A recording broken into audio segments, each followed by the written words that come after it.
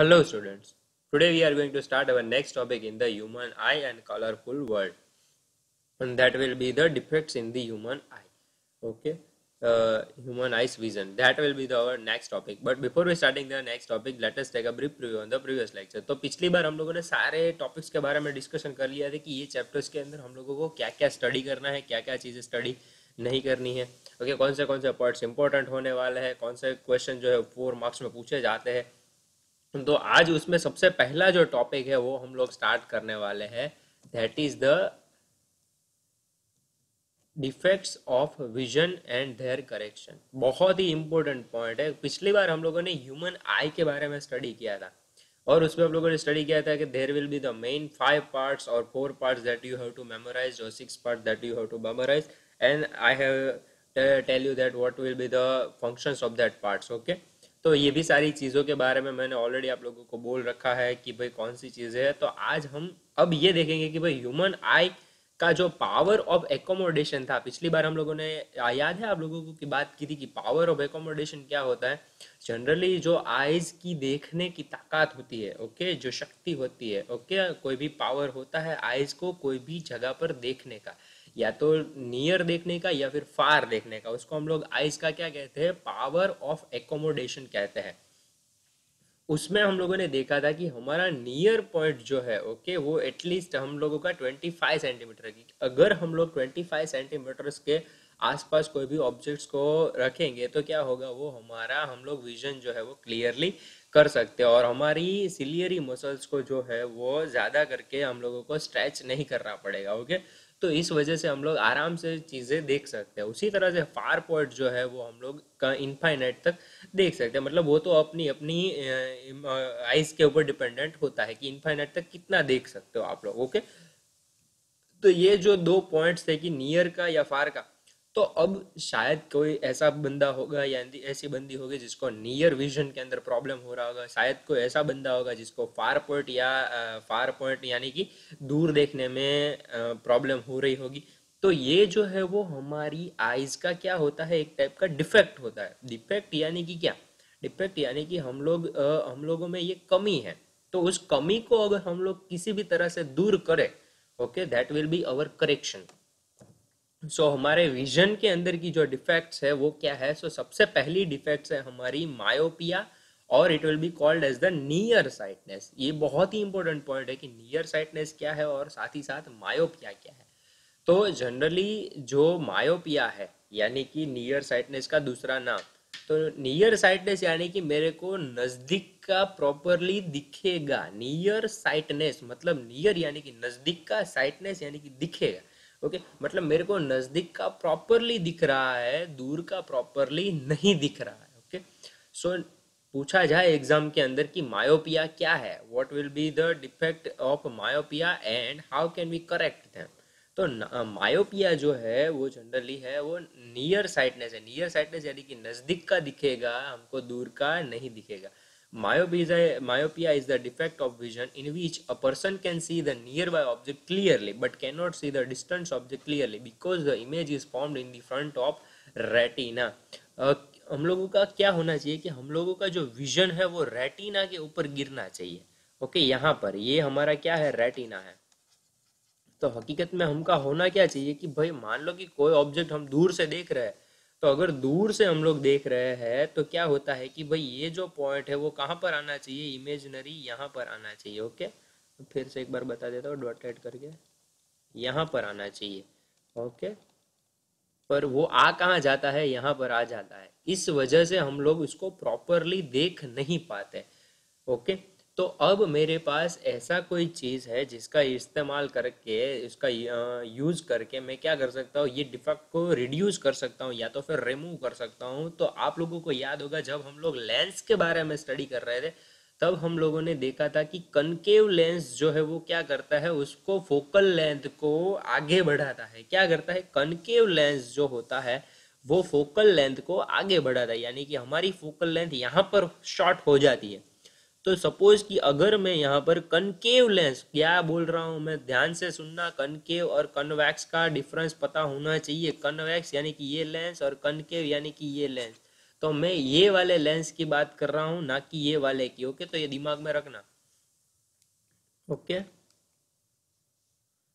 तो ये जो मेरा लेंस है, कनकेव लेंस का मैं इस्तेमाल करूंगा, तो वो फोकल लेंथ को क्या करेगा, शिफ्ट करेगा। शिफ्ट करेगा कहाँ तक शिफ्ट करेगा, तो जितना मैं कनकेव लेंस का पावर इस्तेमाल करूंगा वो उतना शिफ्ट करेगा। अगर मेरे को रिक्वायरमेंट है 2 की, तो वो 2 जितना सेंटीमीटर 2 मीटर जितना डिफरेंस क्रिएट करेगा, फोकल लेंथ को शिफ्ट करेगा, और मेरा जो विजन है वो मेरे को क्लियरली रेटिना के ऊपर मिलेगा।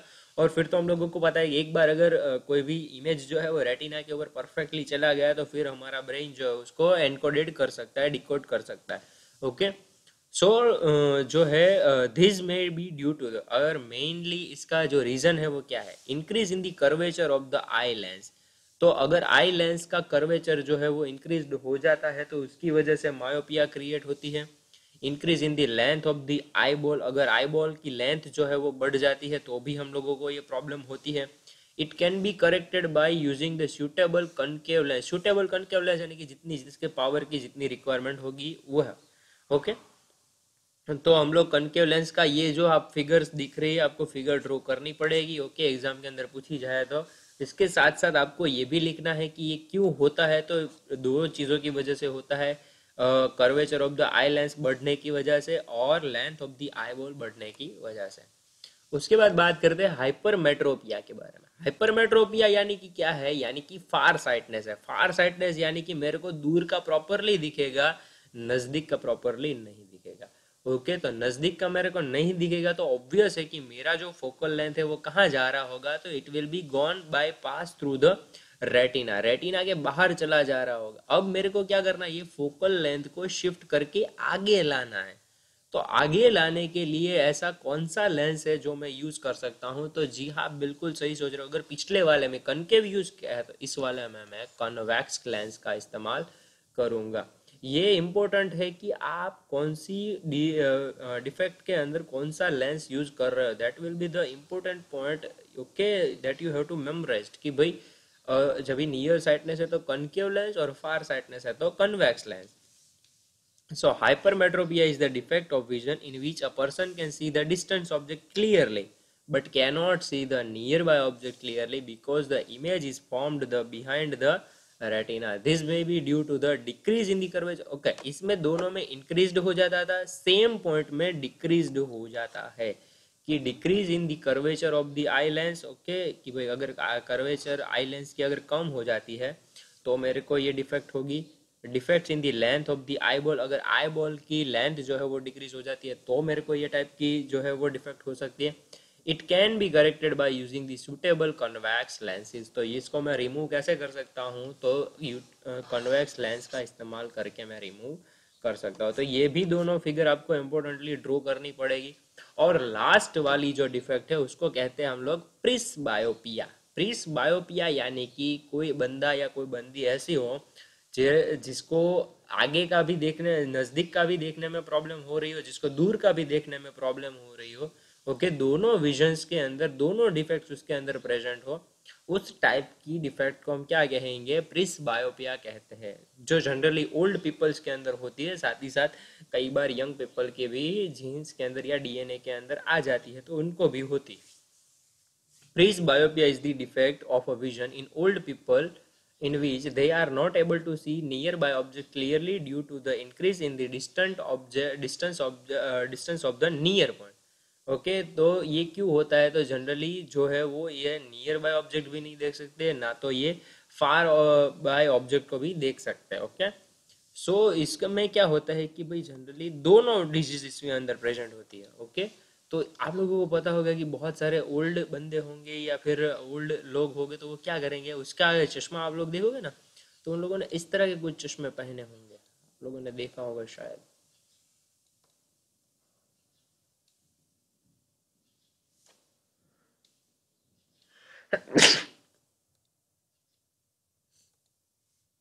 ओके, तो इस तरह के कुछ जो है वो उसके अंदर के लेंसेस होंगे। इसमें दो लेंसेस आ जाएंगे। अभी आपको सिंपली ही समझ में आ जाएगा, अगर नियर का देखना है तो यहाँ से देखेंगे वो लोग, दूर का देखना है तो यहाँ से देखें, मतलब दोनों लेंसेस का इस्तेमाल करना पड़ेगा ना उनको, क्योंकि ना दूर का दिख रहा है ना नज़दीक का दिख रहा है।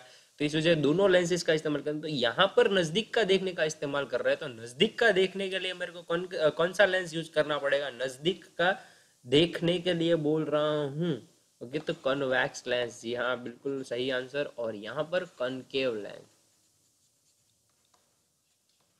Okay, this is due to the weakening of the ciliary muscles and decrease in the flexibility of the eye lens। तो ये जनरली होता क्यों है? तो weakening of the ciliary muscle, यानी कि सिलियरी मसल्स उम्र के साथ साथ क्या होते जाते हैं? वीक होते जाते हैं। तो वीक होते जाते हैं तो ना स्ट्रेच प्रॉपरली हो पाते हैं, ना कंप्रेस प्रॉपरली हो पाते हैं।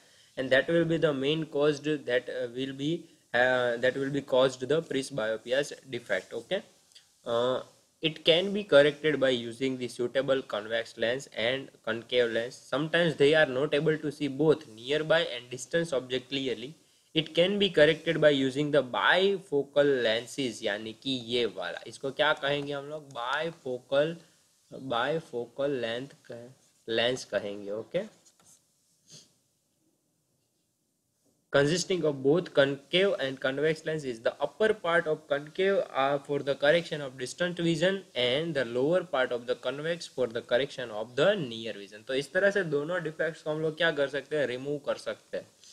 ओके, अब बात करते हैं refraction of light through a glass of prism. यानी कि एक प्रिज्म के अंदर से मैं अगर एक लाइट की रे को पास करूं तो क्या होगा? तो सबसे पहले अगर मेरे को ये कॉन्सेप्ट समझना है तो मेरे को रिफ्रैक्शन वाला कॉन्सेप्ट जो है वो याद आना चाहिए। ओके, अगर रिफ्रैक्शन वाला कॉन्टेक्स्ट अगर आपको याद नहीं है तो हम लोग पहले वो रिवाइज कर लेते। रिफ्रैक्शन के टॉपिक में हम लोगों ने देखा था, रिफ्रैक्शन के टॉपिक में क्या देखा था हम लोगों ने? कि जनरली मान लो, ओके एक सेकेंड,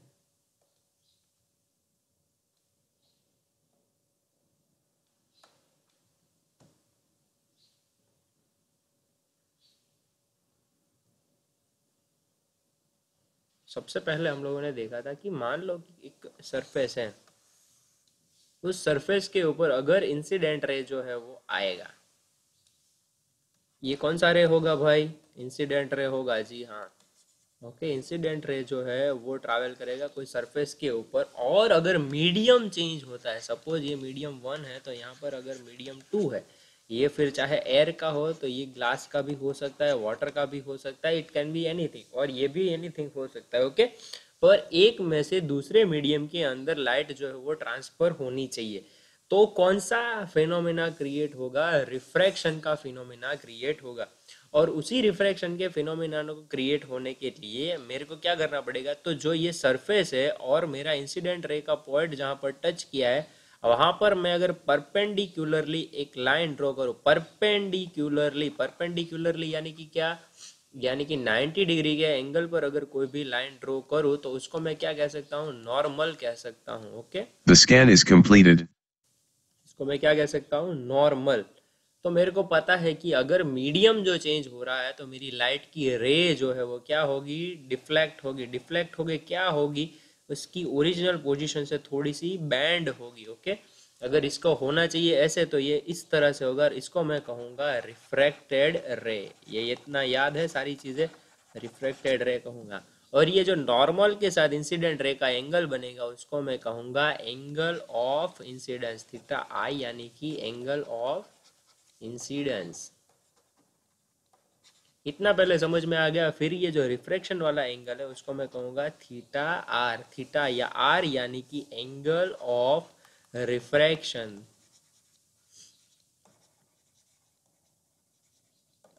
ये जो दो चीजें हैं वो बहुत ही इंपॉर्टेंट है कि ये कौन से एंगल, नॉर्मल के साथ इंसिडेंट रे का एंगल बन रहा है, नॉर्मल के साथ रिफ्रैक्टेड रे का एंगल बन रहा है, उसको मैंने थीटा आई और थीटा आर से डिफाइंड किया है। ओके, सो इस तरह से मेरा जो रिफ्रैक्शन है उसका फिनोमिना क्रिएट होता है। अब बात करते हैं सेम टू सेम प्रिज्म की। तो प्रिज्म आप लोगों ने अगर नहीं देखा है तो प्रिज्म जो होता है वो पिरामिड जैसा दिखता है, बट अभी हम लोग ग्लास के शेप में, ग्लास के फॉर्म में बात कर रहे हैं। तो पिरामिड का जो ग्लास फॉर्म है जो छोटे वर्जन में मिलता है उसको हम लोग प्रिज्म कह सकते हैं। ओके, और अगर उसी प्रिज्म की मैं अगर 2 डायमेंशनल ड्राइंग ड्रॉ करूँ तो वो इस तरह से कुछ दिखेगी मेरे को। ओके, तो इस तरह से जो है वो प्रिज्म की 2 डायमेंशनल ड्राइंग को मैं ड्रॉ कर सकता हूँ, क्योंकि 3 डायमेंशनल ड्रॉ करना अभी थोड़ा सा हार्ड हो जाएगा इस वजह से। ओके, तो अब मेरे को मालूम है कि जब भी मेरा लाइट का रे, यानी कि कोई भी रे, चलो एक रे ले लेते हैं हम लोग, ओके। तो अगर ये लाइट का रे यहाँ पर आएगा, ओके, तो हम लोगों को पता है कि जैसे ही यहाँ पर एयर का मीडियम होगा, एयर का मीडियम, ओके, तो एयर के मीडियम में से ये कौन से मीडियम में जाएगा लाइट का रे? जी हाँ, बिल्कुल बढ़िया, ओके, आप लोग सोच रहे हो वही है, ग्लास के मीडियम में जाएगा, okay. Medium two is the glass. और फिर से तीसरे मीडियम में आएगा, तीसरा मीडियम भी कौन होगा यहाँ पर? एयर वाला होगा। पर पहले दो मीडियम के बारे में बात करते हैं, ओके। अगर ये दो मीडियम्स के बारे में मैं बात कर रहा हूँ, तो मेरे को पता है कि ये जो सरफेस है यहाँ पर, आपको जो सरफेस दिख रही है ये वाली, ओके, एक सेकेंड कलर चेंज करके आपको बताता हूँ।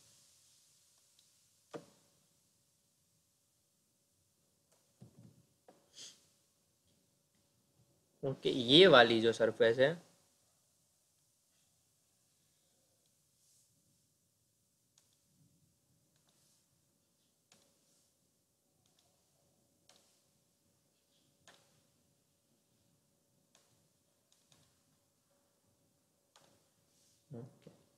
तो ये वाली जो सरफेस है, अगर उसी सरफेस के ऊपर मेरा इंसिडेंट रे जो है वो गिरता है, तो क्या होता है जनरली? तो पहले मेरे को क्या करना पड़ेगा, ये जो सरफेस है मेरे को उसके ऊपर क्या ड्रॉ करना पड़ेगा? नॉर्मल ड्रॉ करना पड़ेगा। जिस तरह से यहाँ मैंने क्या किया है, नॉर्मल को ड्रॉ किया है, उसी तरह से वो मेरे को नॉर्मल ड्रॉ, तो नॉर्मल होता कहाँ पर है? 90 डिग्री के एंगल पर होता है, ओके, ये हम लोगों को पता है। तो ये जो सरफेस है उसके ऊपर अगर मेरे को 90 डिग्री एंगल पे परपेंडिकुलर लाइन ड्रॉ करनी है, तो क्या वो मैं ऐसे करूंगा या फिर ऐसे करूंगा? तो फिर वो मैं इस तरह से परपेंडिकुलर लाइन को जो है वो ड्रॉ कर सकता हूँ। ये मेरा क्या हो जाएगा? नॉर्मल हो जाएगा, ओके। अब बात करते हैं फिर से। तो अब मेरे को मालूम है कि जैसे ही जो हमारा इंसिडेंट रे है वो दूसरे मीडियम के अंदर ट्रैवल करेगा, तो वो हमारी रे को क्या करेगा? बैंड करवाएगा। क्या करवाएगा? बैंड करवाएगा।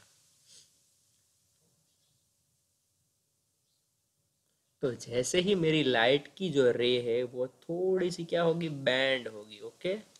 इतनी ज्यादा तो नहीं होगी, पर अभी मैंने ड्रॉ इतना कर दिया है तो क्या करेंगे, ओके।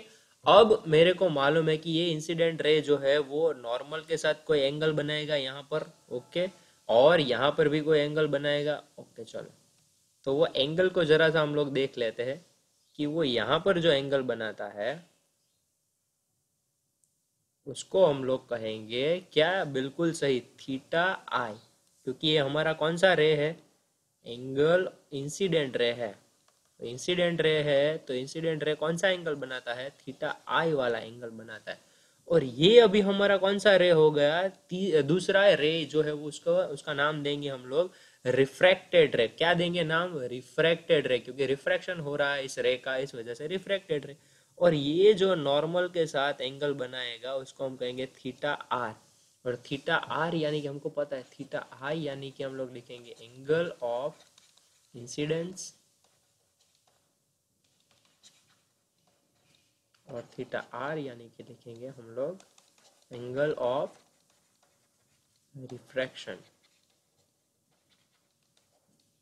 ओके, ये दो चीजें हो गई। अब मेरे को देखो भाई, यहाँ पर दूसरे मीडियम में से मेरा जो रे है वो तीसरे मीडियम में ट्रांसफर होगा कि नहीं होगा? होगा। तो मतलब दूसरी बार रिफ्रैक्शन होने के पूरे चांसेस है। तो अब मेरे को दूसरी बार रिफ्रैक्शन करवाना है। तो दूसरी बार रिफ्रैक्शन कहाँ पर होगा? तो ये जो सरफेस है वहां के ऊपर होगा, ये जो सरफेस है वहां पर, ओके। तो ये सरफेस है तो वहां पर मेरे को ये जो रे है वो इंसिडेंट रे हो गया इस सरफेस के लिए। तो यहाँ पर मैं नॉर्मल ड्रॉ करूंगा, तो यहाँ पर मैं नॉर्मल ड्रॉ करूंगा तो वो इस तरह से मिलेगा 90 डिग्री परपेंडिकुलर।